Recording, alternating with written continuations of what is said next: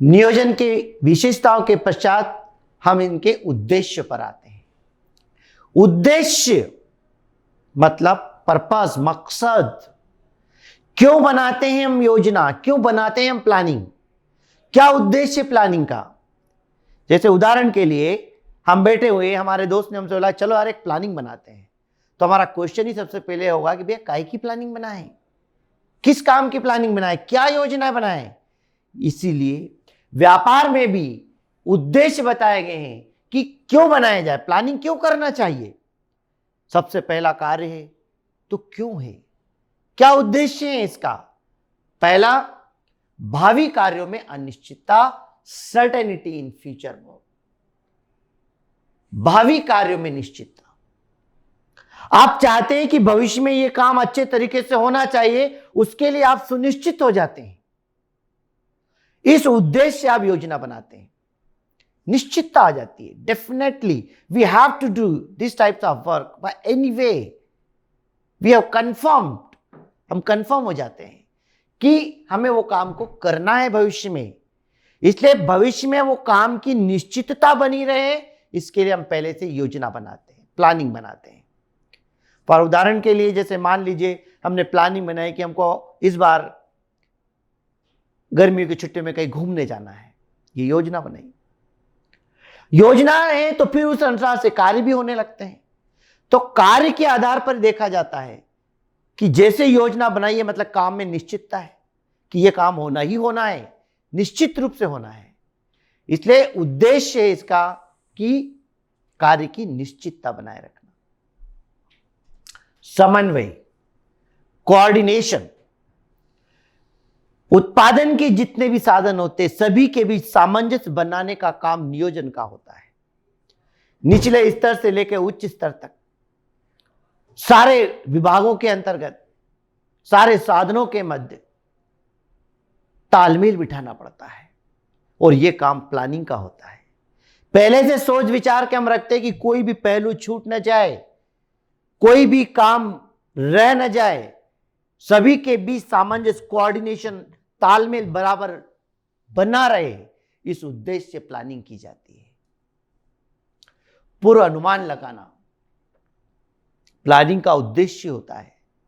पहले से अनुमान लगाना, एस्टिमेट करना। आपने सुना होगा कि कई बार टेंडर मंगाए जाते हैं, सरकार किसी को कॉन्ट्रैक्ट देना चाहती है कि ये काम हमें करवाना है, ये बांध बनवाना है, ये रोड बनवाना है, इसलिए सभी लोग अपना अपना बजट भेजे तो कॉन्ट्रैक्ट मिलेगा। अब सब लोग क्या करते हैं, एक टेंडर बनाते हैं। टेंडर मतलब एस्टिमेट, एक अनुमान लगाते हैं कि इसमें कितना खर्चा आएगा, क्या आएगा। एक अनुमान के आधार पर वो बजट बना करके भेज देते हैं। जिसका बजट सबसे कम होता है उसे वो कार्य करने को मिल जाता है। तो ये काम क्या है, पूर्वानुमान। आपने प्लानिंग की, योजना की, पहले से अनुमान लगाया कि काम अच्छा भी हो, व्यवस्थित भी हो और सस्ता भी हो। तो ऐसे हर तरीके से व्यापार में जब कोई भी काम करवाना हो या करना हो तो उसका जो है पूर्व अनुमान लगाने के लिए प्लानिंग की जाती है। उद्देश्य, प्रबंध में मितव्ययिता लाना। प्रबंध, मितव्ययिता मतलब कम खर्चीला। प्लानिंग इसी उद्देश्य से होती है कि हमें अनावश्यक खर्च न लगे। इसलिए हम क्या करते हैं कि किसी ने कोई काम को किया है तो उससे अनुभव ले लेते हैं, किसी के द्वारा वो काम हुआ है तो उसको देख लेते हैं कि जब हम उस काम को करने जाएंगे तो इस तरह की कोई समस्या हमें आ जाए तो उससे हम पहले से ही सतर्क हो जाएंगे। जब आप व्यवस्थित योजना के माध्यम से काम करते हैं तो अनावश्यक समय नहीं लगता, समय बच जाता है, आपकी सामग्री व्यर्थ नहीं जाती, वेस्ट नहीं होती है, और भी लेबर जो अनावश्यक श्रम कर रहे होते हैं उससे बच जाते हैं। इस तरीके से प्रबंध के जो खर्च होते हैं उन खर्चों में कमी आ जाती है, और खर्च में कमी आने का मतलब उत्पादन लागत में कमी आना, और उत्पादन बढ़ने लगता है। उत्पादन बढ़ता है, कम लागत में अधिकतम उत्पादन होता है, जिसका जो है फायदा संगठन को मिलता है। इसलिए नियोजन आवश्यक है। लक्ष्य की प्राप्ति, लक्ष्य, टारगेट। लक्ष्य वो अंतिम बिंदु होता है जिसको आप प्राप्त करना चाहते हैं, और उस प्राप्त करने के लिए उसे आपको क्या करना होगा? योजना बनानी होगी, व्यवस्थित रूपरेखा तैयार करनी होगी ताकि वो अंतिम लक्ष्य तक पहुंच सके। तो व्यवस्थित रूपरेखा बनाने के लिए, लक्ष्य की प्राप्ति के लिए योजना बनाई जाती है, प्लानिंग की जाती है। एकता, यूनिटी। जो भी हमारी प्लानिंग है, योजना है, उसमें एकरूपता होनी चाहिए। चाहे उत्पादन की प्रक्रिया हो, चाहे कर्मचारियों को कार्य देने की प्रक्रिया हो, हर काम एक समान, एक यूनिटी, एक लिंक के बेस पर होना चाहिए। उसमें बार बार विविधता नहीं आना चाहिए, बार बार अंतर नहीं आना चाहिए। इससे